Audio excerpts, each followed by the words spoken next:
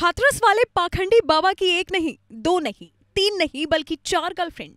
पहली मंच पर बैठती है, दूसरी आश्रम में रहती है और तीसरी घर पर बैठती है। मंच पर कहता है शराब मत छुओ, लेकिन घर जाकर पेटियां मंगवाता है। हाथरस घटना ने कई जिंदगियां उजाड़ दी।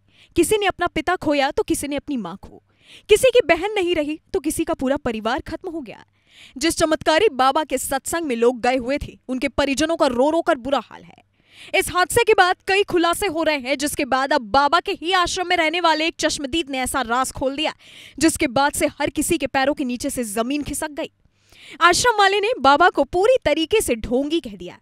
इन सब के बाद सवाल अब बाबा का उस महिला के साथ क्या रिश्ता है, उस पर भी सवाल खड़े हो गए, जो आपको बाबा के बगल में बैठी दिखती है। तो चलिए इस वीडियो में आपको बताते हैं कि आखिर बाबा के आश्रम के बारे में उस शख्स ने क्या कहा, साथ ही बाबा की कितनी गर्लफ्रेंड हैं और मंच पर बैठी इस महिला का बाबा के साथ क्या रिश्ता है।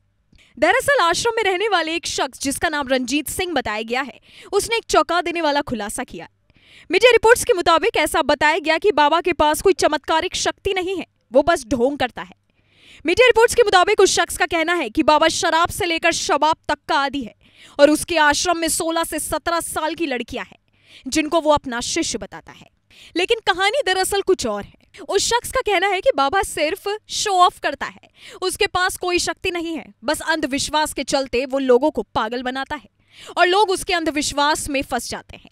यही नहीं, बाबा अपने आश्रम में कई लड़कियों को अपना खास मानता है, जिसके बाद से ऐसी खबरें आई कि बाबा अपने साथ 2 से 4 गर्लफ्रेंड भी रखता है। हालांकि इन सभी लड़कियों को बाबा का शिष्य कहा जाता है। रंजीत सिंह ने आगे कहा कि ये बाबा नहीं, पाखंडी है। उन्होंने कहा कि बहादुर नगर में कई लोगों की जान गई थी, जिसमें कई लोगों का आता पता नहीं है। उन्होंने कहा कि जब बाबा को लगता है कि वो फंसने वाला है, तभी वो अपना आश्रम बदल देता है।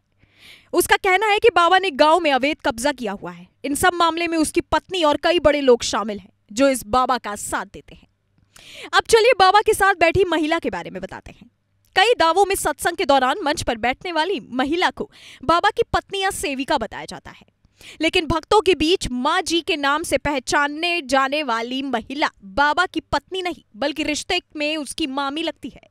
भक्तों का दावा है कि सागार हरि उर्फ भोले बाबा के साथ उनकी मामी भी सत्संग मंच पर बैठा करती हैं। बता दें कि जब से हाथरस कांड में भोले बाबा पर गंभीर आरोप लगने शुरू हुए हैं, तब से ही हर तरफ हड़कंप मचा है। बताया जाता है कि इस बाबा पर पहले से ही कई आरोप हैं। अब जो सवाल है वो ये कि आखिर सूट बूट में बैठा ये शख्स आपको बाबा कहां से दिखता है। जिस बाबा के सत्संग में लाखों लोग मौजूद थे, उनके ही सेवादार उन लाखों लोगों की जिम्मेदारी नहीं ले पाए। क्या भोले बाबा के नाम से मशहूर इन बाबा को लोगों के जान की परवाह नहीं थी? जो सबसे बड़ा सवाल है वो ये कि वो कौन है जिन्होंने सूरजपाल को एक बाबा का दर्जा दिया, वो भी भोले बाबा का दर्जा। ये बात आपके सोचने की है कि जो बाबा 16 से 17 साल की नाबालिग लड़कियों को आश्रम में रखकर उनसे गलत काम करवाता हो, क्या वो बाबा कहलाने लायक है? क्या इस बाबा को भोले बाबा के नाम से वाकई जाना जाना चाहिए? आपको क्या लगता है? कमेंट कर जरूर बताइएगा। Bureau report, global Bharat TV.